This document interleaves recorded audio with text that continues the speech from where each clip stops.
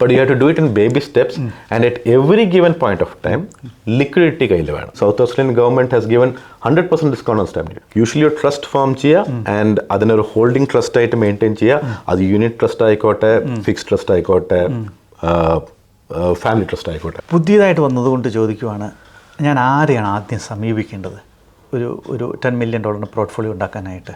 ഒരു portfolio management ചെയ്യണമെന്നുണ്ടെങ്കിൽ 3 പേര് വളരെ ഇമ്പോർട്ടൻ്റ് ആണ്. ത്രൂ നമുക്കൊരു 10 million 15 million അസറ്റ് ബിൽഡപ്പ് വലിയൊരു ബുദ്ധിമുട്ടുള്ള കാര്യമല്ല.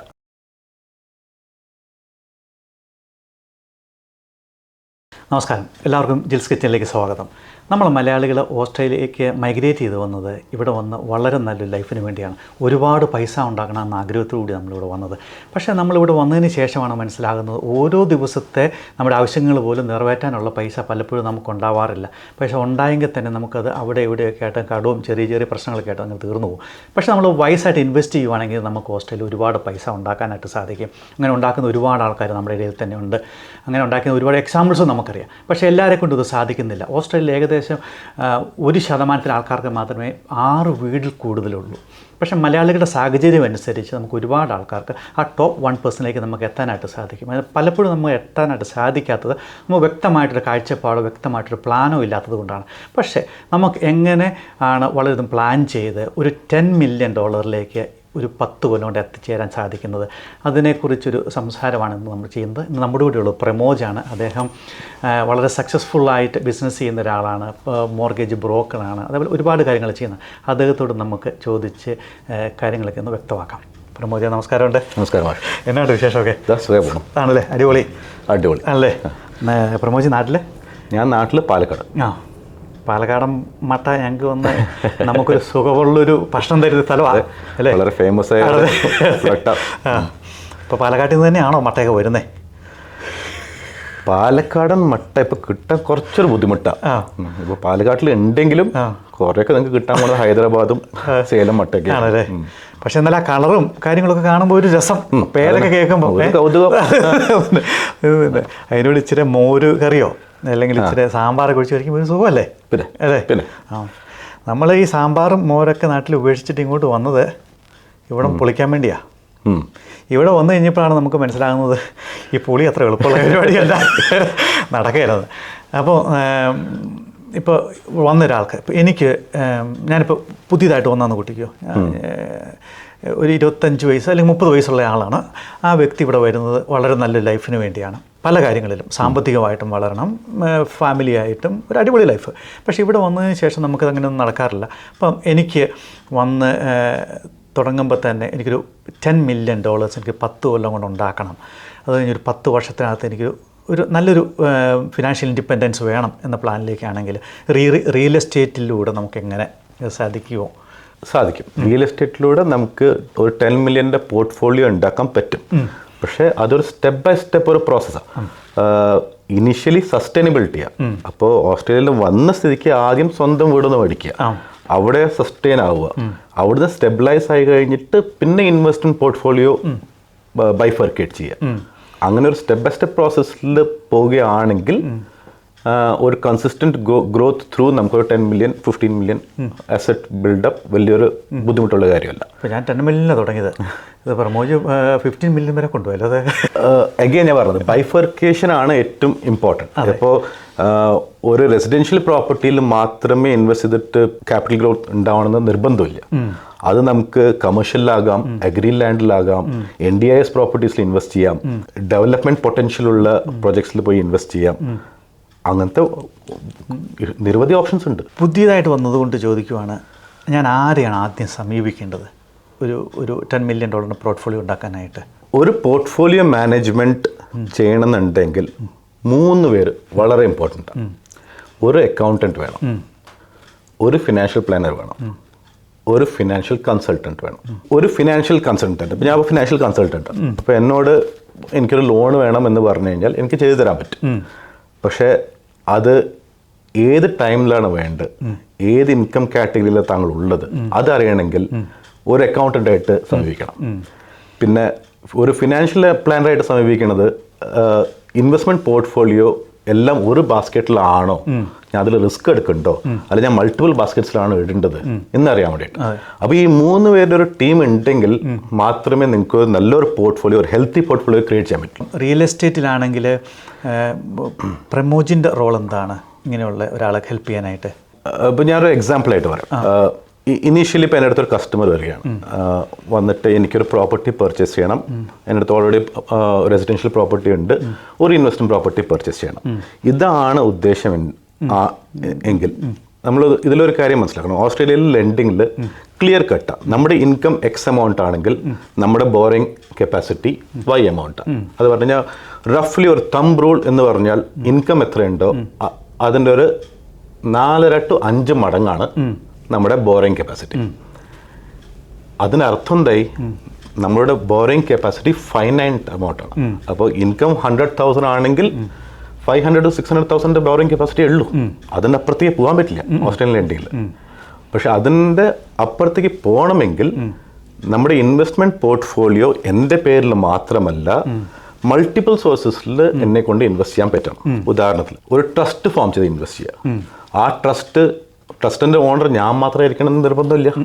ഇപ്പം നമ്മൾ രണ്ടുപേരും നല്ല ഫ്രണ്ട്സ് ആണെങ്കിൽ നമ്മൾ രണ്ടുപേരും കമ്പൈനായിട്ട് ഒരു ട്രസ്റ്റ് ഫോം ചെയ്യുക, അതിലൊരു ഇൻവെസ്റ്റ്മെൻറ്റ് പോർട്ട്ഫോളിയോ ക്രിയേറ്റ് ചെയ്യുക, അവിടുന്ന് പ്രോപ്പർട്ടീസ് മേടിക്കുക, അങ്ങനെ മൾട്ടിപ്പിൾ സോഴ്സിൽ കൊണ്ടുപോയി ഇൻവെസ്റ്റ് ചെയ്യുന്നതാണ് ഏറ്റവും ഒരു ആപ്റ്റ് സൊല്യൂഷൻ. അപ്പോൾ ഞാൻ ഫസ്റ്റ് ഐഡൻറ്റിഫൈ ചെയ്യുന്നത് ക്ലയൻറ്റിന് എന്താ ചെയ്യേണ്ടത്. ഇപ്പോൾ ക്ലയൻറ്റ് ഒരു IT പ്രൊഫഷണൽ അല്ലെങ്കിൽ ഒരു 200,000 പ്ലസ് ഇൻകം ഏർണിംഗ് ക്ലയൻ്റ് ആണ്, ഓൾറെഡി ഒരു റെസിഡൻഷ്യൽ പ്രോപ്പർട്ടി ഉണ്ടെങ്കിൽ ഇവരുടെ first target property portfolio grow ചെയ്യാനല്ല, ഇത്രയും ഹയസ്റ്റ് ടാക്സ് ബ്രാക്കറ്റിൽ നിന്ന് ലോവർ ടാക്സ് കമ്പോണൻറ്റിലേക്ക് കൊണ്ടുവരാനാണ് ഫസ്റ്റ് പ്രൈമറി ടാർഗറ്റ്. കാരണം അതാണ് ഇമ്മീഡിയറ്റ് പ്രോബ്ലം. 200,000 ഇൻകത്തിൻ്റെ ബേസിസിൽ റഫ്ലി ഏകദേശം ഒരു 40,000 50,000 ടാക്സ് കൊടുക്കണമെങ്കിൽ അത് റെഡ്യൂസ് ചെയ്യണം. അപ്പോൾ അങ്ങനെയാണെങ്കിൽ ഇൻഡിവിജ്വൽ നെയിമിലായിരിക്കണം ഫസ്റ്റ് പ്രോപ്പർട്ടി മേടിക്കേണ്ടത് ആസ് എ ഇൻവെസ്റ്റ്മെൻറ്റ് പ്രോപ്പർട്ടി. അപ്പോൾ അതിലും എങ്ങനത്തെ ഇൻവെസ്റ്റ്മെൻറ്റ് പ്രോപ്പർട്ടിയാണ് മേടിക്കേണ്ടത്? സബ്സ്റ്റാൻഷ്യൽ നെഗറ്റീവ് ഗിയറിംഗ് കിട്ടേണ്ട property and substantial depreciation claim ചെയ്യാൻ പറ്റുന്ന പ്രോപ്പർട്ടി. അതായിരിക്കും അവരുടെ പ്രൈമറി ടാർഗറ്റ്. അതായിരിക്കണം പ്രൈമറി ടാർഗറ്റ്. അങ്ങനെ ചെയ്താൽ മാത്രമേ ഇനീഷ്യലി ടാക്സിൻ്റെ ബ്രാക്കറ്റ് കുറയ്ക്കാൻ പറ്റുള്ളൂ. പിന്നെ ഓക്കെ, ആ ഒരു പ്രോബ്ലം സോർട്ട് ഔട്ട് ആയി കഴിഞ്ഞാൽ പിന്നെ അടുത്തത് എന്താ വേണ്ട? അപ്പോൾ അടുത്തത് എനിക്ക് മൾട്ടിപ്പിൾ പ്രോപ്പർട്ടീസ് പർച്ചേസ് ചെയ്യണം. അപ്പോൾ അവിടെ ബോറിംഗ് കപ്പാസിറ്റി റെസ്ട്രിക്ഷൻ ഉണ്ട്. ഇപ്പോൾ നേരത്തെ പറഞ്ഞ പോലെ ഇൻകം ഇൻടു 5.5 times മാത്രമേ കപ്പാസിറ്റി ഉള്ളൂ. അപ്പോൾ അങ്ങനെയാണെങ്കിൽ ഇൻഡിവിജ്വൽ പേരിൽ പിന്നെ മേടിക്കരുത്. Then you have to form a company or a trust, SMSF മേടിക്കാം. അങ്ങനെ മൾട്ടിപ്പിൾ ഓപ്ഷൻസിൽ അടുത്ത അസറ്റ്സ് പർച്ചേസ് ചെയ്യുക. അതിൽ ഉള്ള ഏറ്റവും വലിയ ബെനിഫിറ്റ്, ഈ അസറ്റ്സ് നമ്മൾ പർച്ചേസ് ചെയ്യുന്നത് ഒരു ട്രസ്റ്റിൻ്റെ പേരിലാണെങ്കിലോ അല്ലെങ്കിൽ എൻറ്റിറ്റിയുടെ പേരിലാണെങ്കിലോ അത് നമ്മുടെ ലയബിലിറ്റി അല്ല, അത് ട്രസ്റ്റിൻ്റെ ലയബിലിറ്റിയാണ്. അപ്പോൾ നമ്മുടെ ബോറിംഗ് കപ്പാസിറ്റി ടെക്നിക്കലി എഫക്റ്റ് ആവണില്ല. കാരണം നമ്മൾ മേടിച്ചിരിക്കുന്ന ഒരു അസറ്റ് ആ എൻറ്റിറ്റിയുടെ പേരിലാണ്. ആ എൻറ്റിറ്റിക്ക് സെൽഫ് സസ്റ്റെയിൻ ചെയ്യാൻ പറ്റുമെങ്കിൽ, ആ പ്രോപ്പർട്ടിയുടെ റീപേയ്മെൻറ്റ് ആ എൻറ്റിറ്റിക്ക് ടേക്ക് കെയർ ചെയ്യാൻ പറ്റുമെങ്കിൽ, പിന്നെ ആ എൻറ്റിറ്റി നമ്മുടെ മുകളിൽ ഡിപ്പെൻഡൻ്റ് അല്ല to help for its growth. അങ്ങനെയാണെങ്കിൽ എൻ്റെ ബോറിംഗ് കപ്പാസിറ്റി എഫക്റ്റ് ആവണില്ല. ഇതാണ് ഏറ്റവും സിമ്പിൾ ടേംസിൽ പറയാൻ പറ്റുന്നത്. അങ്ങനെയാണ് നമുക്ക് പോർട്ട്ഫോളിയോ ഗ്രോത്ത് ചെയ്യാൻ പറ്റും. പലയിടത്തും നമ്മൾ കേട്ട ട്രസ്റ്റ്, അതേപോലെ തന്നെ കമ്പനി, ഇത് തമ്മിൽ ഒരുപാട് വ്യത്യാസമുണ്ടോ നമ്മൾ പ്രോപ്പർട്ടി മേടിക്കുമ്പോൾ? ഏതാണ് കൂടുതൽ? അതും കസ്റ്റമർ ടു കസ്റ്റമർ ഡിഫറൻ്റ് ആണോ? ഓക്കെ, ഇത് more of A accountant related question ആണ്. ഓക്കെ, അക്കൗണ്ടിങ് ആസ്പെക്റ്റിൽ ഞാൻ കൂടുതൽ അഡ്വൈസ് കൊടുക്കാൻ പാടില്ല. പക്ഷേ എൻ്റെ നോളജ് വെച്ച് പറയാം, ഇൻഡിവിജ്വൽ പേരിൽ ഒരു പ്രോപ്പർട്ടി മേടിക്കുകയാണെങ്കിലും ഒരു കമ്പനിയുടെ പേരിൽ മേടിക്കുകയാണെങ്കിലും ഡിഫറൻസ് എന്താ പറഞ്ഞാൽ, ഒരു എൻറ്റിറ്റിയാണ് അത് ആ പ്രോപ്പർട്ടിയെ ഓൺ ചെയ്യണമെങ്കിൽ എനിക്കും ആ പ്രോപ്പർട്ടിക്കും തമ്മിൽ ഒരു ഗ്യാപ്പ് ഉണ്ട്. കാരണം ഓണർഷിപ്പ് ഡിഫറൻസ് ഉണ്ട്. ദോ ആ എൻറ്റിറ്റിയുടെ ഡയറക്ടർ ഞാനാണെങ്കിലും ഒരു ഗ്യാപ്പ് ഉണ്ട്. അപ്പോൾ എൻ്റെ മുകളിൽ നാളെ ഒരു ഡയറക്റ്റ് ഇമ്പാക്റ്റ്, ഒരു ലീഗൽ ഇമ്പാക്റ്റ് വന്നു കഴിഞ്ഞാൽ ആ അസറ്റ് ഒരു എൻറ്റിറ്റിയുടെ പേരിലാണെങ്കിൽ ആ ഇമ്പാക്റ്റ് അത്രയും പെട്ടെന്ന് അങ്ങോട്ട് എത്തില്ല. ഇത് കീപ് ദാറ്റ് ഇൻ മൈൻഡ്. അങ്ങനത്തെ ഒരു സിറ്റുവേഷനിൽ അതിനെക്കാട്ടും സേഫറായ ഇൻവെസ്റ്റ്മെൻറ്റ് പോർട്ട്ഫോളിയോ ആയിരിക്കും ഒരു ട്രസ്റ്റിൻ്റെ പേരിൽ മേടിക്കും. കാരണം ട്രസ്റ്റിൻ്റെ പേരിൽ ഒരു പ്രോപ്പർട്ടി മേടിച്ചിട്ടുണ്ടായിരുന്നെങ്കിൽ എൻ്റെ മുകളിൽ വരുന്ന ഇമ്പാക്റ്റ് ആ ട്രസ്റ്റിലേക്ക് എത്താൻ വളരെ ബുദ്ധിമുട്ടാണ്.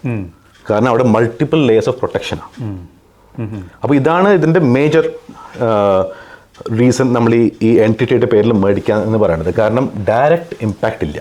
ഇത് ഒരു കാര്യം പ്രത്യേകിച്ചും പറയാനുണ്ട്, ഇതൊരു നമ്മൾ ഒരിക്കലും ഫിനാൻഷ്യൽ അഡ്വൈസ് അല്ല, നമ്മൾ കോമൺ ആയിട്ടുള്ള കാര്യങ്ങൾ സംസാരിക്കുന്നതാണ്. അതേപോലെ തന്നെ പ്രമോജിൻ്റെ എക്സ്പീരിയൻസും അദ്ദേഹത്തിൻ്റെ ബിസിനസ്സുമായിട്ട് ബന്ധപ്പെട്ട കാര്യങ്ങൾ പറയുന്നതാണ്. ഇൻഡിവിജ്വൽ ടു ഇതെല്ലാം ഡിഫറെൻറ്റ് കേസുകളാണ്.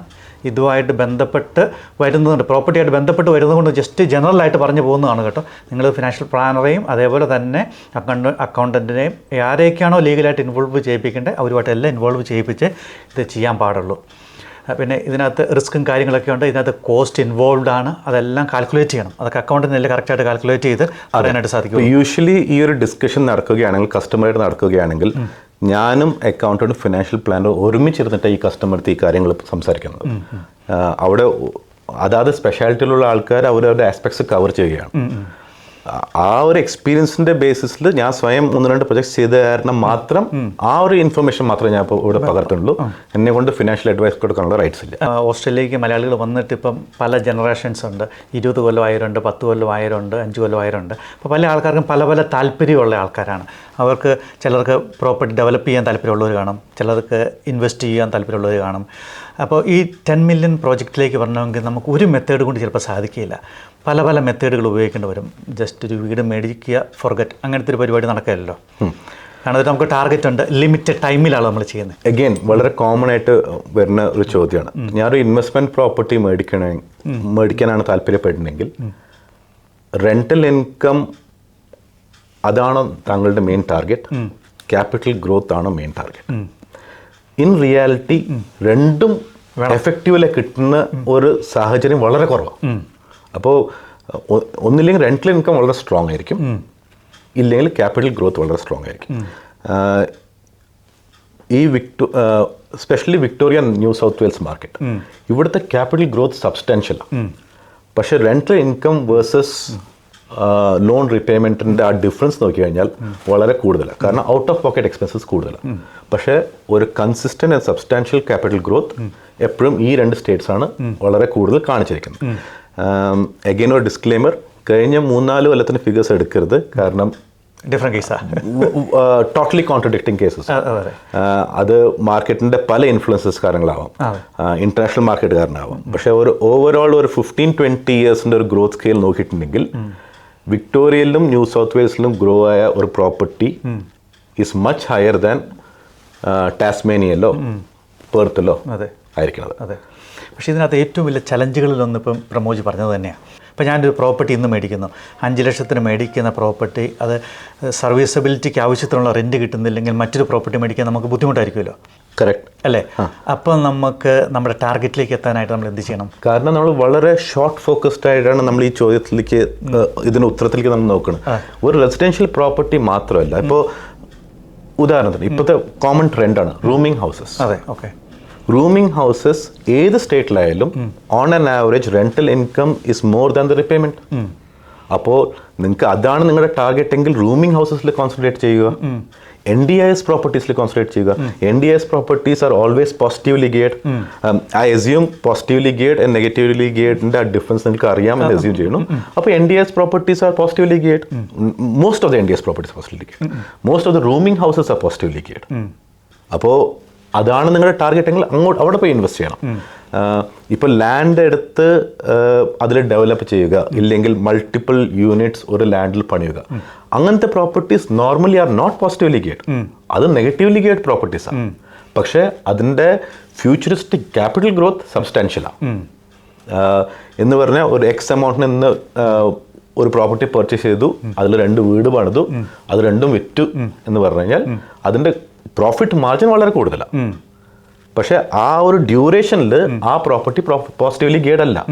അപ്പോൾ കസ്റ്റമർ നമ്മൾ ഫസ്റ്റ് ചോദിക്കുന്നതാണ്, താങ്കൾക്ക് വേണ്ടത് പോസിറ്റീവ്ലി ഗിയർഡ് പ്രോപ്പർട്ടീസ് ആണെങ്കിൽ പിന്നെ ഞങ്ങൾ ആ ഡയറക്ഷനിലേക്കാണ് ഇൻവെസ്റ്റ്മെന്റ് പോർട്ട്ഫോളിയോ കൊണ്ടുപോകുന്നത്. പക്ഷേ കസ്റ്റമറിന് ക്യാപിറ്റൽ ഗ്രോത്ത് ആണ് താല്പര്യമെങ്കിൽ പിന്നെ ഇങ്ങനത്തെ ഡെവലപ്മെന്റ് പ്രോജക്ട്സ്, ഇപ്പോൾ ഉദാഹരണത്തിന് ഇപ്പോൾ വിക്ടോറിയയിൽ വളരെ കോമൺ നടന്നുകൊണ്ടിരിക്കുന്ന ഒരു കോൺസെപ്റ്റാണ്, ഗവൺമെൻറ് നല്ലോണം ഇളവ് കൊടുത്ത ഒരു കോൺസെപ്റ്റാണ്. നിങ്ങളുടെ വീട്ടിൻ്റെ ബാക്ക് യാർഡിൽ സബ്സ്റ്റാൻഷ്യൽ ലാൻഡ് ഉണ്ടെങ്കിൽ അവിടെ ഒരു ഗ്രാനി ഫ്ലാറ്റ് പണിയാം, അതിന് കൗൺസിൽ പെട്ടെന്ന് അപ്രൂവൽ തരും. നിങ്ങളുടെ പ്രോപ്പർട്ടിയിൽ ഒരു ഗ്രാനി ഫ്ലാറ്റ് പണിത് കഴിഞ്ഞാൽ നിങ്ങൾക്ക് ആ ഗ്രാനി ഫ്ലാറ്റിന് റെന്റൽ ഇൻകം എടുക്കാം. അപ്പോൾ അതും പോസിറ്റീവ്ലി ഗിയർഡ്. അപ്പോൾ നോർമലി ഇപ്പോൾ തമ്പ് റൂൾ എന്താ, rental income versus repayment, Victorial, it will only cover about 60%. 40% out of pocket. പക്ഷേ if you have a granny flat, ആ 40% കുറഞ്ഞ് 15% ആയി. അതെ. അപ്പോൾ പിന്നെ ആ ഒരു ആംഗിളിലേക്ക് ഇപ്പോൾ ഞാൻ സജസ്റ്റ് ചെയ്യുന്നത് ഏറ്റവും എളുപ്പമാണ്. ഒരു ഗ്രാനി ഫ്ലാറ്റ് വീട്ടിൻ്റെ ബാക്കിൽ അപ്രൂവൽ എടുത്ത് പണിയാൻ വലിയ ചിലവില്ല, പക്ഷേ റിട്ടേൺ ഇസ് പ്രിറ്റി ഫാസ്റ്റ്. അപ്പോൾ നമ്മൾ ട്രഡീഷണൽ ആയിട്ട് ഉപയോഗിച്ചിരുന്ന മെത്തഡിൽ നിന്ന് കുറച്ചുകൂടെ മാറണം, മാറ്റി ചിന്തിക്കണം. ഇല്ലെങ്കിൽ പോർട്ട്ഫോളിയോ നടക്കില്ല. പോർട്ട്ഫോളിയോ യൂണിലാറ്ററൽ അല്ല, portfolio management has to be multilateral. അത് കമേഴ്ഷ്യൽ പ്രോപ്പർട്ടീസ് അത് വേറെ ആസ്പെക്റ്റാണ്. കമേഴ്ഷ്യൽ പ്രോപ്പർട്ടീസ് ഷോപ്പിംഗ് സെന്ററിൽ പർച്ചേസ് ചെയ്യുന്നത് നല്ലൊരു പോയിന്റാണ്, depending on where you are investing. Commercial ക്ലയൻസിൽ ഏറ്റവും വലിയ ബെനിഫിറ്റ് എന്താണെന്ന് പറഞ്ഞാൽ, ഒരു ക്ലയൻറ്റ് നിങ്ങൾക്ക് റെന്റൽ ക്ലയൻറ്റ് കിട്ടി കഴിഞ്ഞാൽ അറ്റ്ലീസ്റ്റ് 5 to 7 ഇയേഴ്സിന് ആ ക്ലയൻറ്റ് നിങ്ങളുടെ ഒപ്പം നിൽക്കും. അപ്പോൾ ഗ്യാരണ്ടി ഓഫ് റെന്റൽ ഇൻകം വളരെ ഹയറാണ്. പക്ഷെ ഇതന്നെ റെസിഡൻഷ്യൽ പ്രോപ്പർട്ടി ആണെങ്കിലോ ദ ചാൻസസ് ഓഫ് കസ്റ്റമേഴ്സ് ചേർണിങ് വളരെ കൂടുതലാണ്. എവറി 2 years ആ ടെനന്റ് പോകും, വേറെ ടെനന്റ് വരും. അപ്പോൾ ആ ചേർണിങ്ങിൻ്റെ ഇഷ്യൂ വളരെ കൂടുതലാണ്. കമേഴ്ഷ്യൽ പ്രോപ്പർട്ടിയിൽ അതില്ല. നിങ്ങൾക്ക് ഗ്യാരണ്ടീഡ് ടെനൻറ്റ്സ് ആണ് അറ്റ്ലീസ്റ്റ് 5 to 7 ഇയേഴ്സിൻ്റെ. കൊമേഴ്ഷ്യൽ പ്രോപ്പർട്ടി നമുക്ക് കാണുമ്പോൾ പേടി വരാനായിട്ട് കാരണമുണ്ട്. ഒരുപാട് വേക്കൻ്റ് ആയിട്ടുള്ള റൂമുകൾ നമ്മൾ കാണാറുണ്ട്. കൊമേഴ്ഷ്യൽ പ്രോപ്പർട്ടീസ് ചിലപ്പോൾ വലിയ ഹ്യൂജ് ആയിട്ടുള്ള പ്രോപ്പർട്ടീസ്, ചിലപ്പോൾ ചെറിയ ചെറിയ എന്താ പറയുക റൂമുകൾ. പ്രത്യേകിച്ച് നമ്മളിപ്പോൾ ഈ എന്താ പറയുക നമ്മുടെ ഷോപ്പിംഗ് മോളിലൊക്കെ ചെന്ന ഒരുപാട് പലപ്പോഴും വേക്കൻ്റ് ആയിട്ട് കിടക്കാറുണ്ടല്ലോ. അതാണ് ആൾക്കാർക്ക് ഒരു പേടിയും തോന്നുന്നു കൂടുതലായിട്ടും കൊമേഴ്ഷ്യൽ പ്രോപ്പർട്ടിയിലോട്ട് വരാൻ. കറക്റ്റാണ്. പക്ഷേ അത് തെറ്റായ ലൊക്കേഷനിൽ ഇൻവെസ്റ്റ്മെൻറ്റ് ചെയ്യണ കാരണമാണ്. ഇപ്പോൾ ഫുഡ് ട്രാഫിക് ഉള്ള ഒരു ഷോപ്പിംഗ് സെൻറ്ററിൽ കമേഴ്ഷ്യൽ പ്രോപ്പർട്ടി വേക്കൻ്റ് ആയിരിക്കാനുള്ള സാധ്യത വളരെ കുറവാണ്.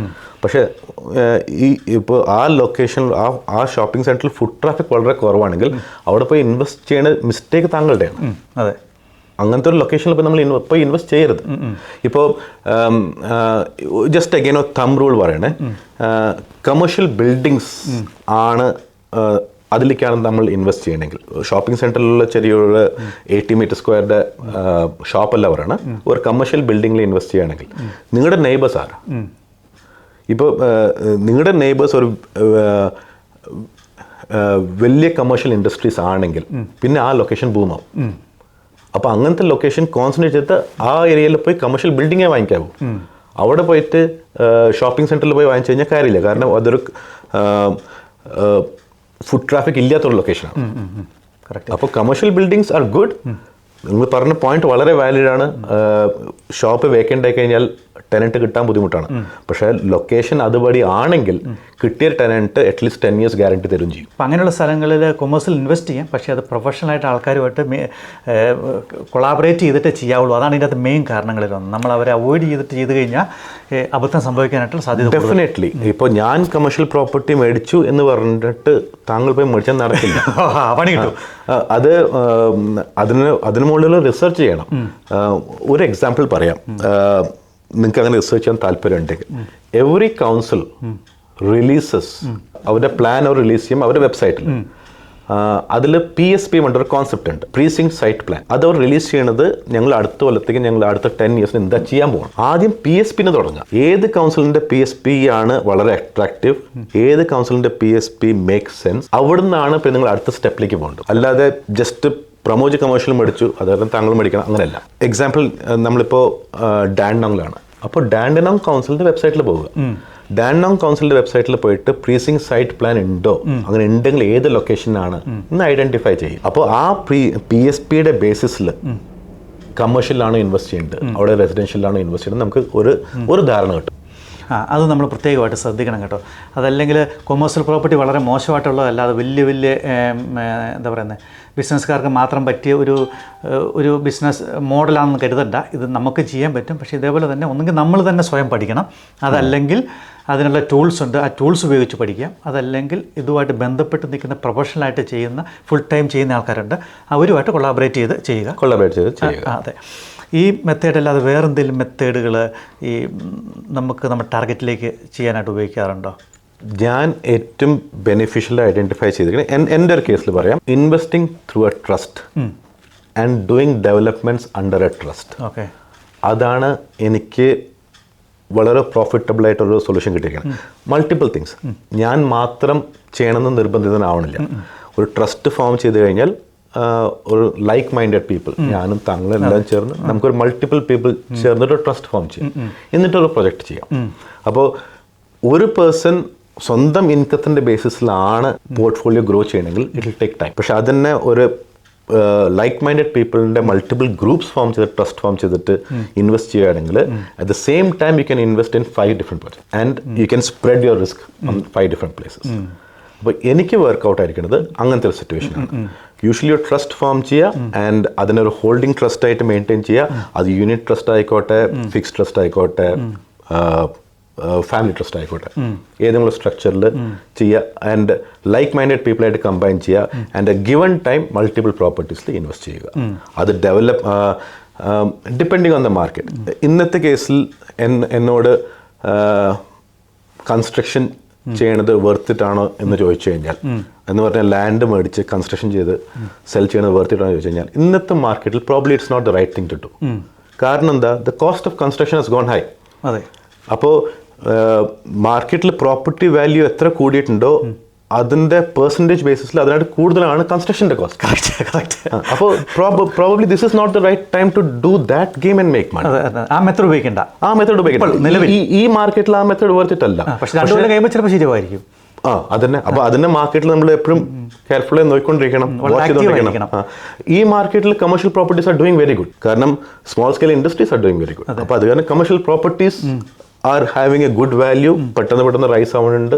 ഫോർ എക്സാമ്പിൾ, ഈ ഒരു മാർക്കറ്റിൽ probably go and invest in south Australian commercial property. South Australian government has given 100% discount on stamp duty for commercial property. Australians അല്ലേ, നിങ്ങൾക്ക് അറിഞ്ഞോ, ഇവിടെ റിസർച്ച് ചെയ്യണം, അത്രേ ഉള്ളൂ. അപ്പോൾ investing in a property is not just where you live. Where you live എന്ന് പറയുന്നത് ഒക്കെ ഒരു മെന്റൽ സാറ്റിസ്ഫാക്ഷന് വേണ്ടി മാത്രമാണ്, എനിക്കത് കാണാൻ പറ്റുന്നുണ്ട് ആ പ്രോപ്പർട്ടി. പക്ഷേ if you were to invest in a property game, ആ പ്രോപ്പർട്ടി മാർക്കറ്റിൽ കളിക്കണമെങ്കിൽ you have to keep your eyes open for whole of Australia or just do your research. അപ്പോൾ ഇതൊക്കെ ന്യൂസിൽ വരുന്ന ഇൻഫർമേഷൻ ആണ്. ക്വീൻസ്ലാൻഡിൽ ഗ്രോത്ത് സബ്സ്റ്റാൻഷ്യൽ ആയിട്ട് കഴിഞ്ഞ 5 കൊല്ലത്തിലുണ്ടായി. ക്വീൻസ്ലാൻഡിൽ ഗ്രോത്ത് വരാൻ പോകണമെന്ന് അതിന് മുമ്പ് തന്നെ അനൗൺസ് ആയി കഴിഞ്ഞിട്ടുണ്ടായിരുന്നു. ഇൻവെസ്റ്റ്മെന്റ് അന്നും ചെയ്താൽ മതിയായിരുന്നു. അപ്പോൾ നമുക്ക് ഒരു പേടിയുണ്ട്, നമ്മളെ മലയാളികളെ സംബന്ധിച്ചിടത്തോളം. മലയാളികളെന്നല്ല, ഒരുമാതിരി ഇപ്പോൾ എല്ലാവർക്കും തന്നെ ഉള്ളതാണ് പേടി. ഞാൻ ഇട്ട് കഴിഞ്ഞാൽ ഗ്രോ ചെയ്യുമോ, ഞാനിപ്പം മേടിക്കുമ്പം അതിൻ്റെ എമൗണ്ട് കൂടിയാണോ നിൽക്കുന്നത്, അങ്ങനെ പ്രശ്നങ്ങളൊക്കെ ഉണ്ടല്ലോ. അപ്പോൾ ഇതിനകത്ത് ഈ ടൈമിംഗ് എന്തുമാത്രം ഇമ്പോർട്ടൻ്റ് ആണ്? ടൈമിനായിട്ട് വളരെ ഇമ്പോർട്ടൻ്റ് ആണ് ഇമോഷൻലെസ് പർച്ചേസ്. ഒരു പ്രോപ്പർട്ടി, നമ്മുടെ ഇന്ത്യൻസിൻ്റെ ഞാൻ കണ്ടിരിക്കുന്ന ഏറ്റവും വലിയ നെഗറ്റീവ് പോയിന്റ്, ഭയങ്കര ഇമോഷണലാണ്. നിങ്ങളുടെ ഓണർ ഓക്യുപ്പൈഡ് പ്രോപ്പർട്ടി ആയിട്ട് നിങ്ങൾക്ക് ഇമോഷൻസ് വെക്കാം, കാരണം അതിൽ ഫാമിലി ആൻഡ് അങ്ങനത്തെ ഓറിയന്റേഷൻസ് റിലേറ്റഡ് എല്ലാം ഉണ്ട്. നമ്മൾ അവിടെ താമസിക്കുന്ന എല്ലാം നമ്മൾ അവിടെ തന്നെയുള്ളൂ അല്ലേ. അതല്ലാതെ വാങ്ങിക്കുന്ന മറ്റേ properties should not be based on emotion. ഈ മോഹവില കൊടുത്ത് ഏതും വാങ്ങിക്കരുത്. എനിക്ക് ഈ ലൊക്കേഷൻ വളരെ ഇഷ്ടപ്പെട്ടു, അത് കാരണം ഞാൻ മോഹവില കൊടുത്ത് വാങ്ങിക്കണം. ഒരു പ്രോപ്പർട്ടി പർച്ചേസ് ആൻഡ് ഡെവലപ്മെന്റ് എപ്പോഴും ഇമോഷൻലെസ് ആയിരിക്കണം, purely based on market factors. അപ്പോൾ ഇന്നത്തെ ഗ്രോത്ത് ഇവിടെ ഉണ്ടോ ഞാൻ വാങ്ങിക്കും, ഇന്ന് ഗ്രോത്ത് പീക്ക് എത്തിയെന്ന് എനിക്ക് ഒരു ബിലീഫ് വന്നോ ഞാൻ വിൽക്കും. അതിന് എപ്പോഴും റെഡി ആയിരിക്കണം. അങ്ങനെ മൾട്ടിപ്പിൾ ലെവൽസിലുള്ള പ്ലേ അറൗണ്ട് ചെയ്യണം. അത് പറഞ്ഞപ്പോൾ വേറെ ഒന്നും കൂടി different area of investing, Airbnb കോൺസെപ്റ്റുള്ള പ്രോപ്പർട്ടീസ്. അത് കഴിഞ്ഞ് 3-4 കൊല്ലമായിട്ട് അത് നല്ല ട്രെൻഡല്ല പോകും. ഞാനിപ്പോൾ സ്പെസിഫിക് ലൊക്കേഷൻസ് എടുത്ത് പറയണില്ല, പക്ഷേ ഒരു ബീച്ച് സൈഡ് ലൊക്കേഷൻസിൽ താങ്കൾ ഒരു 3 bedroom ഹൗസ് മേടിച്ച് അത് Airbnb റെന്റിൽ കൊടുത്തു കഴിഞ്ഞാൽ ഇന്നത്തെ മാർക്കറ്റിൽ നല്ല റിട്ടേൺസ് ആണ്. നമുക്ക് ഈ Airbnb കാര്യം ജസ്റ്റ് ഉദാഹരണത്തിന് പറയുന്നുള്ളൂ. അതും ആൾക്കാർക്ക് ഒരു ചെറിയ പേടി എന്ന് വെച്ച് കഴിഞ്ഞാൽ നമ്മളെ കൊണ്ട് ഈ സാധനം ആക്റ്റീവായിട്ട് റൺ ചെയ്യാൻ പറ്റുമോ, അതിന് ഏജൻസി ഉണ്ട് ചെയ്യാനായിട്ട് എന്നുള്ള, പിന്നെ എൻ്റെ ഏജൻസി കമ്മീഷനൊക്കെ ഭയങ്കര കൂടുതൽ, അങ്ങനെയൊക്കെയുള്ളൊരു ധാരണ കൊണ്ടാണെന്ന് തോന്നുന്നു നമ്മൾ ഇടയിലുള്ള ആൾക്കാർ, ഇൻക്ലൂഡിങ് മലയാളികൾ Airbnb ചെയ്യുന്നവർ വളരെ കുറവാണെന്ന് തോന്നുന്നു. ചെയ്യുന്നവരുണ്ടായിരിക്കും കേട്ടോ. ഇപ്പോൾ താങ്കൾ ചോദ്യത്തിൻ്റെ ഉത്തരം താങ്കൾ തന്നെ പറഞ്ഞു. There are lots of companies who specialise in Airbnb. അവർ നിങ്ങളുടെ പ്രോപ്പർട്ടീസിന് Airbnb റെന്റലിന് വേണ്ടി മാത്രം മാർക്കറ്റ് ചെയ്യുന്ന ആൾക്കാരുണ്ട്. അപ്പോൾ you can give it to them. It's a very safe industry. പിന്നെ അതൊരു എൻഡ് ഓഫ് ദി ഡേ അതൊരു ഡെഡ് എൻഡ് അല്ലല്ലോ. Airbnb നിങ്ങൾ ശ്രമിച്ചു, ഇൻ കേസ് നിങ്ങൾക്ക് അത് വർക്ക് ഔട്ട് ആവില്ല എന്ന് വെക്കുക, it is still gonna yield you a decent rental income. Normal റെന്റിൽ കൊടുത്താൽ ഇപ്പോൾ അതൊരു എൻഡ് ഓഫ് സ്റ്റോറി ആവണില്ല. പക്ഷേ എൻ്റെ ഒരു ഫേവറേറ്റ് ലൊക്കേഷനാണ് അങ്ങനെ എടുത്ത് പറയാൻ പാടുമെന്ന് എനിക്ക് അറിഞ്ഞൂടാ. പക്ഷെ ഞാൻ ഫേവറേറ്റ് ആയിട്ട് പ്രിഫർ ചെയ്യുന്ന ലൊക്കേഷനാണ് Phillip Island, where I believe an Airbnb cannot go wrong and the property markets are still within range to invest. നമ്മൾ സാധാരണഗതിയിൽ ഇൻവെസ്റ്റ് ചെയ്യുന്നത് എപ്പോഴും നമ്മുടെ ഏരിയയിൽ തന്നെയാണ്. പ്രഭുജുംബാരം പറഞ്ഞാൽ നമ്മളെപ്പോഴും നമ്മുടെ കൈയെത്താവുന്ന ദൂരത്ത് നമുക്ക് കാണാവുന്ന പ്രോപ്പർട്ടീസൊക്കെ നമ്മൾ ഇൻവെസ്റ്റ് ചെയ്യാറുള്ളൂ. നമ്മൾ ഭയങ്കര ഇമോഷണലിയുമാണ്. നമ്മൾ പലപ്പോഴും കാര്യങ്ങളൊക്കെ നമുക്ക് ഒരുപാട് അറിയാം. നമുക്ക് നമ്മൾ ഭയങ്കര എക്സ്പേർട്ടായിരിക്കും, ഒരുപാട് റീഡിങ്സ് ഉള്ളവരായിരിക്കും, ഒരുപാട് പോഡ്കാസ്റ്റിംഗ് കേൾക്കുന്ന ആൾക്കാരായിരിക്കും. നമുക്കറിയാം എവിടെ ഇൻവെസ്റ്റ് ചെയ്യേണ്ടതെന്ന് പറയാം. പക്ഷേ നമ്മൾ ഇമോഷണലി നമുക്ക് ഒരു കൺട്രോൾ ചെയ്ത് ഒരു തീരുമാനം എടുക്കാൻ സാധിക്കാറില്ല. അതുകൊണ്ടാണ് നമ്മൾ പലപ്പോഴും വളരാതിരിക്കുന്നത്. അപ്പോൾ അങ്ങനെ ആ ഇമോഷൻസ് മാറ്റാനായിട്ട്, ആ മാറ്റി വെക്കണം നമ്മൾ സ്വയം ചെയ്താൽ ഒരു പക്ഷേ നമ്മളെ കൊണ്ട് സാധിക്കില്ല. പക്ഷേ അങ്ങനെ ഒരു ലക്ഷ്യത്തോടു കൂടി നമ്മളിതൊരു എന്താണ് ഈ ബയേഴ്സ് ഏജൻസ് പോലുള്ള ആൾക്കാരെ ഏൽപ്പിക്കുവാണെങ്കിൽ അതൊരു പക്ഷേ കുറച്ചും കൂടി ബെറ്ററായിരിക്കും തോന്നുന്നു അല്ലേ? യെസ്, നിങ്ങൾക്ക് ബയേഴ്സ് ഏജൻസിനെ ഏൽപ്പിക്കാം. പക്ഷേ they are going to eat a part of the cream. നിങ്ങൾ റിയലൈസ് ചെയ്യണം. അതെ, അവിടെയാണ് ഞങ്ങളുടെ പോലത്തെ ആൾക്കാർ വരാറുള്ളത്. അപ്പോൾ എൻ്റെ മേജർ ക്ലയൻറ്റൽ ബേസ് വരുന്നത് തന്നെ പ്രമോദ്, എൻ്റെ ഈ പോർട്ട്ഫോളിയോ എനിക്ക് ഇതാണ് ഗ്രോ ചെയ്യേണ്ടത്, ഈ കൊല്ലം ഞാൻ ടാർഗറ്റ് ചെയ്യുന്നത് ഇത്ര പ്രോപ്പർട്ടീസ് ആണ്, ഞാനിപ്പോൾ അഡ്രസ്സ് ചെയ്തിരിക്കുന്ന പ്രോപ്പർട്ടീസ് ഇന്ന പ്രോപ്പർട്ടിയാണ്. What one do you suggest would be the best outcome? ഇപ്പോൾ ഞാൻ എക്സ്പേർട്ട് ഒന്നല്ല, പക്ഷേ just from my experience I might be able to give you some additional points which you would ever thought. അപ്പോൾ അവിടെ നിങ്ങളുടെ ആ ഇമോഷൻ മാറ്റി വെച്ചിട്ട് എടുക്കേണ്ട ഒരു തീരുമാനമാണ്. അതിനാണ് ഞാൻ കൂടുതൽ പ്രൊമോട്ട് ചെയ്യുന്നത്. അപ്പോൾ അവിടെ ആയിരിക്കും ഞാൻ പറയേണ്ടത്, ഇത് പ്രോപ്പർട്ടി കാണാൻ പഴയതാണ്, പക്ഷേ ലൊക്കേഷൻ സ്ട്രോങ് ആണ്. ഇവിടെ ഡെമോളിഷൻ ആൻഡ് കൺസ്ട്രക്ഷൻ വർക്ക്ഔട്ട് ആവും, അല്ലെങ്കിൽ ഇവിടെ സബ് ഡിവിഷൻ വർക്ക്ഔട്ട് ആവും. ചില ലൊക്കേഷൻസിൽ പ്രോപ്പർട്ടി കാണാൻ നല്ല ഭംഗിയുണ്ട്. അപ്പോൾ നമ്മുടെ ഇന്ത്യൻസ് മൈഗ്രൻസ് തന്നെ പറയാം, വളരെ കോമൺ ചെയ്യുന്ന മിസ്റ്റേക്ക്, ഗ്രോത്ത് ഇല്ലാത്ത സബർബിൽ പോയി ലാൻഡ് മേടിച്ച് $1 മില്യൺ വീട് പണിയാം. ഓക്കെ, അത് സ്വന്തം വീട് താമസിക്കാനായിരിക്കാം, നത്തിങ് റോങ് വിത്ത് ദാറ്റ്. അത് നിങ്ങളുടെ ഒരു മോഹത്തിനാണ് പണിയണമെങ്കിൽ അത് നിങ്ങളുടെ പേഴ്സണൽ ചോയ്സ് ആയി. പക്ഷേ അതേ തന്നെ ഗ്രോത്ത് ഇല്ലാത്ത സബബിൽ പോയിട്ട് $1 മില്യൺ വീട് പണിതിട്ട് എനിക്ക് ഇതിന് റെന്റൽ ഇൻകം വേണമെന്ന് പറഞ്ഞു കഴിഞ്ഞാൽ അതൊരു ബാഡ് ഡിസിഷനാണ്. അപ്പോൾ പണിയാൻ ഇഷ്ടമുള്ള കാരണം $1 മില്യൺ വീട് പണിയണമെന്നില്ല. $1 മില്യൺ വീട് പണിയണമെന്ന് താല്പര്യം ഉണ്ടെങ്കിൽ ഗ്ലെൻവേവിലിൽ പണിയും, ടൂറക്കിൽ പണിയും, അല്ലാതെ റീജിയണിൽ പോയിട്ട് $1 മില്യൺ വീട് പണിയരുത്. അങ്ങനെ നമുക്ക് ഒരുപാട് കാണാനുണ്ട്, ഇഷ്ടംപോലെ കാണാനുണ്ട്. അത് നമ്മൾ മൈഗ്രൻസ് ചെയ്യുന്നൊരു പ്രശ്നമാണ്. മലയാളികൾ മാത്രമല്ല, മൈഗ്രൻസ് ചെയ്യുന്നൊരു കൺസെപ്റ്റുമാണ്. റിട്ടേൺ കുറവാണ് അതിനൊക്കെ. റിട്ടേൺ എന്ന് വെച്ച് കഴിഞ്ഞാൽ ക്യാപിറ്റൽ ഗ്രോത്തിൻ്റെ കാര്യത്തിൽ കുറവാണ്, അതേപോലെ തന്നെ റെൻ്റൽ ഈൽഡും വളരെ കുറവായിരിക്കില്ല അങ്ങനെയുള്ള സ്ഥലങ്ങളിൽ ചെന്ന് കഴിഞ്ഞാൽ. അപ്പോൾ നമ്മൾ ഈ 10 മില്യൺ ടാർഗറ്റിലേക്ക് 10 കൊല്ലം കൊണ്ട് ചെല്ലുക എന്ന് പറയുന്നത് നമുക്ക് വർക്കൗട്ട് ചെയ്യാൻ പറ്റുന്ന സംഭവമാണോ? അത് സംഭവമാണ്. അപ്പോൾ പ്രോബ്ലി ഒരു പോയിന്റ് നമ്മുടെ ഡിസ്കഷനിൽ കുറച്ചൊന്ന് മിസ്സായി പോയത്, ലയബിലിറ്റി ഒരു ഇൻവെസ്റ്റ്മെൻറ്റ് പ്രോപ്പർട്ടി നമ്മൾ യൂസ് ചെയ്യുമ്പോൾ, വാങ്ങിക്കുമ്പോൾ ഒരു ലയബിലിറ്റി എടുക്കണം. ഇൻവെസ്റ്റ്മെന്റ് പ്രോപ്പർട്ടിയിൽ എത്ര ലയബിലിറ്റി കൂടുന്നു അത്രയും നെഗറ്റീവ് ഗിയറിംഗ് ഉണ്ട്. തിരിച്ച് നമുക്ക് ടാക്സിൽ നിന്ന് കിക്ക് ബാക്സ് കിട്ടുന്നുണ്ട്. Normally what will happen is A liability will help you take another liability. Multiple liabilities എടുക്കുന്നതിൽ കുഴപ്പമില്ല. പക്ഷേ in case at A given time ഏതെങ്കിലും ഒരു പ്രോപ്പർട്ടിയിൽ നിങ്ങൾക്ക് ഒരു ഫിനാൻഷ്യലി ഹിറ്റ് വന്നെങ്കിൽ സർവൈവ് ചെയ്യാനുള്ള അല്ലെങ്കിൽ സസ്റ്റെയിൻ ചെയ്യാനുള്ള ക്യാപിറ്റൽ ഇൻഫ്ലോ ഉണ്ടോന്നോ. ഈ 10 മില്യൺ ടാർഗറ്റ് ഹിറ്റാവുന്നത് വലിയൊരു ബുദ്ധിമുട്ടുള്ള കാര്യമല്ല. പക്ഷേ 5 ഡിസിഷൻസ് കറക്റ്റ് എടുക്കുമ്പോൾ ചിലപ്പോൾ ഒരു ഡിസിഷൻ ഫ്ലോ ആവും. ആ ഒരു ഡിസിഷൻ ഫ്ലോ ആവുമ്പോൾ സസ്റ്റെയിൻ ചെയ്യാൻ പറ്റുമോ നോക്കണം. കാരണം അവിടെ സസ്റ്റെയിൻ ചെയ്യാൻ പറ്റിയിട്ടില്ലെങ്കിൽ നിങ്ങളുടെ ലൈഫ് സ്റ്റൈലും സാക്രിഫൈസ് ചെയ്ത് ഫിനാൻഷ്യലി സ്ട്രഗിൾ ചെയ്തിട്ട് ഇരിക്കേണ്ട ഒരു സാഹചര്യം വരും. 10 മില്യൺ എൻ്റെ അഭിപ്രായത്തിൽ it's not a big target. You can easily achieve it, but you have to do it in baby steps and at every given point of time liquidity കയ്യിൽ വേണം. ഞാനൊരു എക്സാമ്പിൾ പറയാം. ഞങ്ങളുടെ ഒരു ക്ലയൻറ്റ് ഞങ്ങളുടെ അടുത്ത് വരുന്ന മുമ്പ് ഇതേപോലെ പ്രോപ്പർട്ടി പോർട്ട്ഫോളിയോയുടെ ഗ്രോത്തിൽ ഇൻവെസ്റ്റ് ചെയ്തു. ഒരേ ടൈമിൽ ഫിനാൻഷ്യലി സ്ട്രോങ് ആയിരുന്നു, പക്ഷേ ഒരേ ടൈമിൽ 4-5 ലാൻഡ് ആൻഡ് കൺസ്ട്രക്ഷൻ പ്രൊജക്ട്സ് ചെയ്തു. അപ്പോൾ ഇറ്റ്സ് എ ഗുഡ് തിങ്. പക്ഷേ കൺസ്ട്രക്ഷൻ ഡിലേ ആയപ്പോൾ 5 റെന്റൽ ഇൻകം വരുന്നില്ല. പുള്ളി ഫിനാൻഷ്യലി വളരെ ടൈറ്റ് ആയിപ്പോയി, വളരെ സ്ട്രഗിൾ ചെയ്യേണ്ടി വന്നു പുള്ളി. അതിൻ്റെ കാരണം എന്താ? All the eggs were in same basket. എല്ലാം കൺസ്ട്രക്ഷൻ പ്രൊജക്ട്സിലാണ് പുള്ളി കൊണ്ടുപോയി കാശ് കിട്ടുന്നത്. ഈ കൺസ്ട്രക്ഷൻ കഴിയണ വരയ്ക്കും നമുക്ക് റെന്റൽ ഇൻകം ഇല്ല. അതെ, അത് പറ്റുന്ന കാര്യം വെച്ചാൽ നമ്മൾ ഒരു സംഭവം ചെയ്യുമ്പോൾ അത് സക്സസ് ആയി അതിൻ്റെ പൈസ വന്നു കഴിഞ്ഞാൽ നമ്മൾ ഭയങ്കരമായിട്ട് റിലാക്സ് ചെയ്തു. അപ്പോൾ നമുക്കൊരു അമിതമായിട്ടുള്ള ഹോപ്പ് ഉണ്ടാവുകയാണ് ഇത് വർക്കൗട്ടാണെന്ന്. അടുത്തതും നമ്മൾ അതേ സ്ട്രാറ്റജീനെ റിപ്പീറ്റ് ചെയ്യും ചില സമയങ്ങളിൽ. ചിലപ്പോൾ അതായിരിക്കും സംഭവിക്കുന്നത്. അതിൽ തെറ്റില്ല. പക്ഷേ എപ്പോഴും what if the worse happens, where is my liquidity? എപ്പോഴും കയ്യിലൊരു ലിക്വിഡിറ്റിയുടെ ഒരു എക്സിറ്റ് ഓപ്ഷൻ കയ്യിൽ വെച്ചിട്ടേ ഇങ്ങനത്തെ പ്രൊജക്റ്റിലേക്ക് ചാടാവും. അപ്പോൾ കൺസ്ട്രക്ഷൻ പ്രൊജക്ട്സ് ഇപ്പോൾ ഇതന്നെ പുള്ളി ചെയ്യാറ് ഞാൻ പുള്ളി എടുത്ത് പറഞ്ഞിട്ടുണ്ടാവും 3 ചെയ്താൽ മതി, പക്ഷെ 2 എസ്റ്റാബ്ലിഷ് ഹൗസ് മേടിക്കും. നാളെ എങ്ങാണ് ഈ കൺസ്ട്രക്ഷൻ സ്ട്രഗിൾ ആയി കഴിഞ്ഞാൽ you can immediately sell this house and invest the money here. Funds lock ആവണില്ല.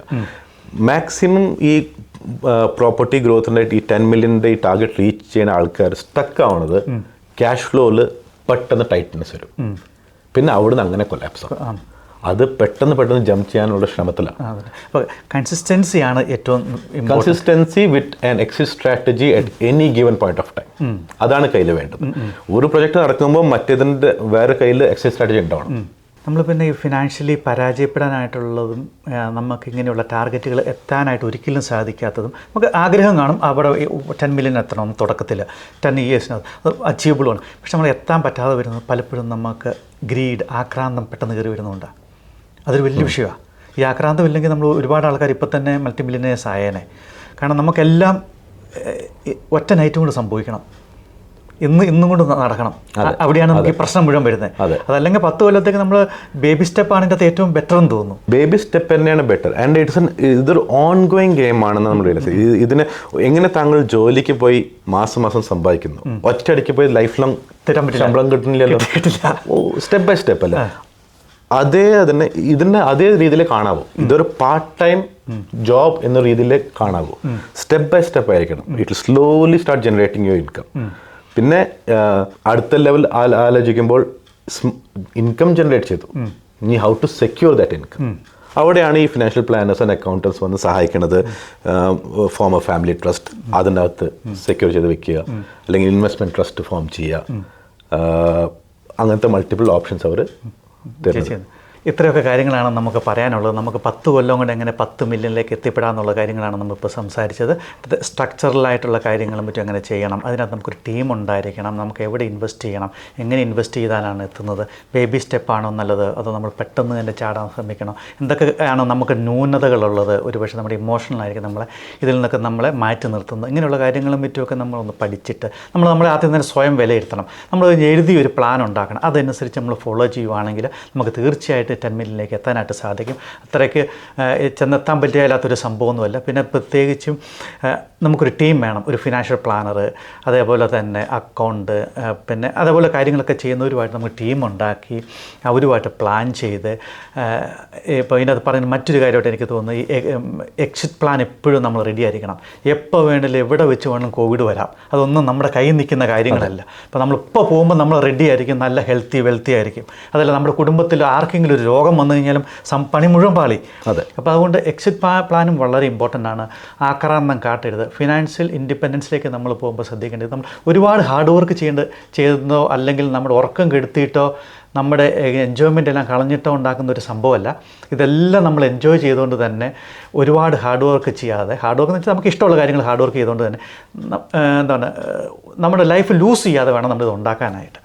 അതുകൊണ്ട് എല്ലാവർക്കും സാധിക്കും. പ്രമോദിനെ പോലുള്ള ആൾക്കാരൊക്കെ കൂടി ഉണ്ട്, ഒരുപാട് പഠിച്ച റീഎംഫസൈസ് ചെയ്യാം. It is a 4 pillar game. താങ്കളൊരു പില്ലറാണ്, ഫിനാൻഷ്യൽ പ്ലാനർ ഒരു പില്ലറാണ്, അക്കൗണ്ടൻ്റ് ഒരു പില്ലറാണ്, ഫിനാൻഷ്യൽ കൺസൾട്ടൻ്റ് ഒരു പില്ലറാണ്. ഈ 4 pillar ഗെയിമാണ് പ്രോപ്പർട്ടി ഗ്രോത്തിനെ സഹായിക്കുന്നത്. അതിൽ ഒരു പില്ലർ വീക്കായാൽ പോലും ഇത് നടക്കില്ല. ഒരേ ലക്ഷ്യമുള്ളവർക്കേ ഇത് ചെയ്യാൻ പറ്റുള്ളൂ. അല്ലേ? ഇപ്പോൾ ഒരു ക്ലയൻറ്റ് പറയുന്നത്, ഇപ്പോൾ നമ്മൾ പറയുന്ന കാര്യം ഫിനാൻഷ്യൽ പ്ലാനറിനും മനസ്സിലാവണം, അക്കൗണ്ടിനും മനസ്സിലാവണം, ഫിനാൻഷ്യൽ കൺസൾട്ടൻറ്റിനും മനസ്സിലാവണം, എല്ലാവർക്കും മനസ്സിലാവണം. അല്ലേ? അതാണ് ഇമ്പോർട്ടൻറ്റ്. അപ്പം പ്രമോദൻ ലാസ്റ്റായിട്ട് എന്താണ് പറയാനുള്ളതെന്ന് പറഞ്ഞു. ലാസ്റ്റായി പറയാനുള്ളത്, 10 million is not unachievable.